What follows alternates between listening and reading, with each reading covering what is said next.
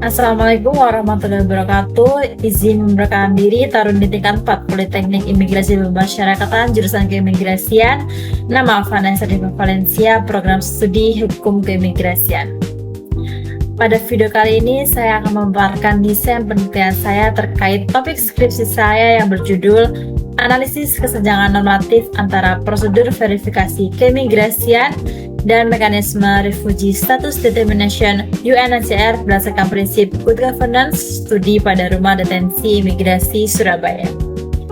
Penelitian ini berangkat dari fenomena nyata dalam praktik keimigrasian di Indonesia yang menunjukkan adanya ketidaksinkronan antara sistem nasional dan mekanisme internasional dalam penanganan pengungsi.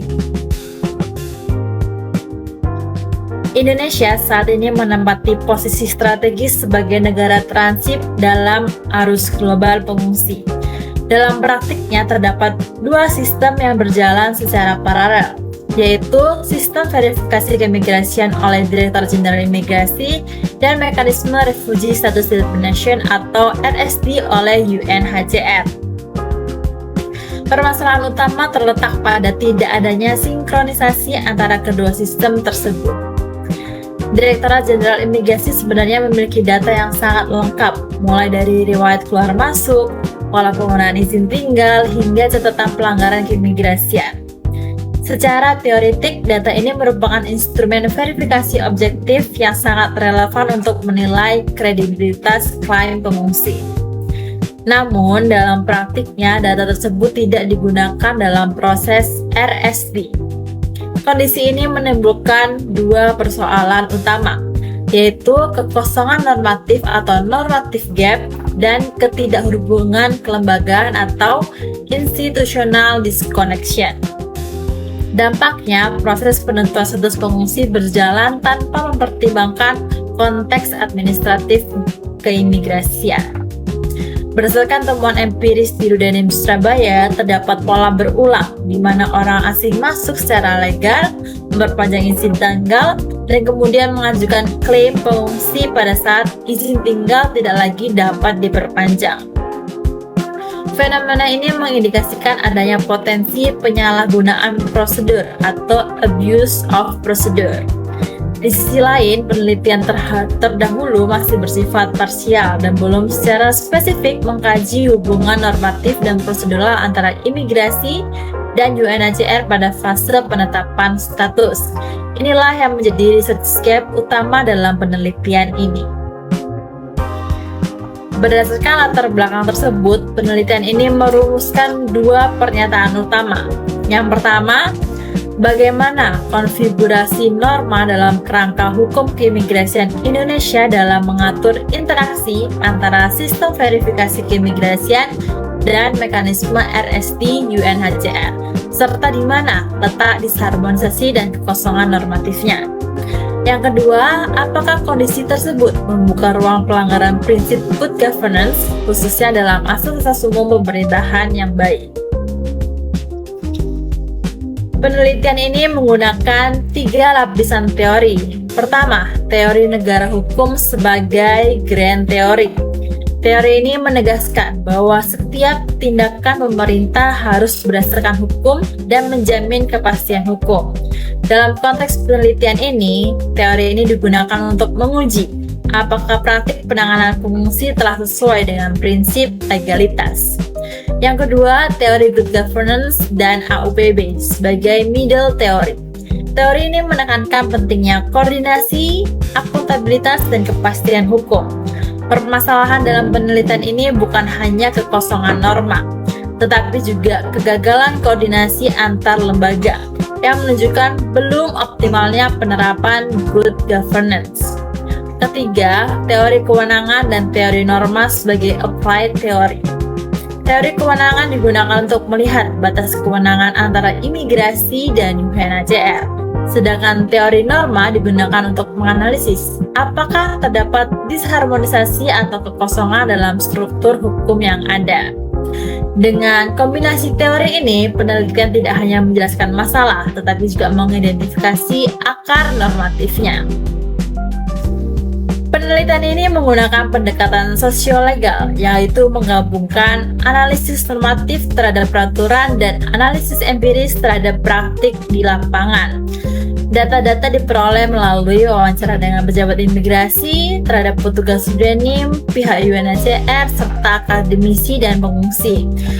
Lokus penelitian ini berada di Rudenim Surabaya karena merupakan unit yang secara langsung menghadapi fenomena ini. Penelitian ini menghasilkan 3 kontribusi utama. Yang pertama, novelty atau kebaruan.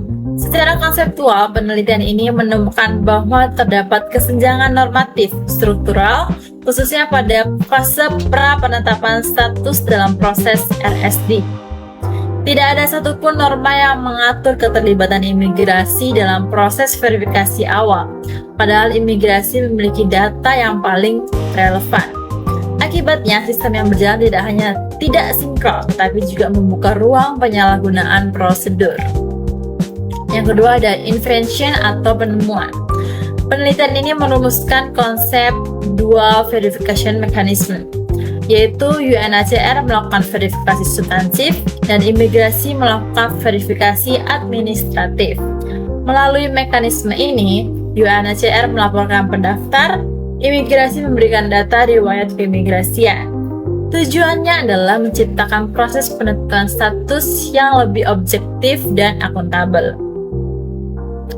Yang ketiga ada inovasi atau solusi.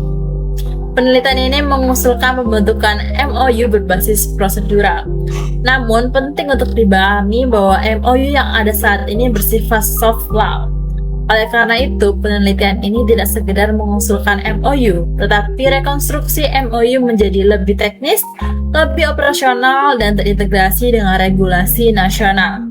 Sehingga MOU tidak berdiri sendiri, tetapi diperkuat oleh peraturan menteri atau regulasi teknis lainnya. Dengan demikian, MOU berfungsi sebagai jembatan administratif, bukan sebagai norma utama.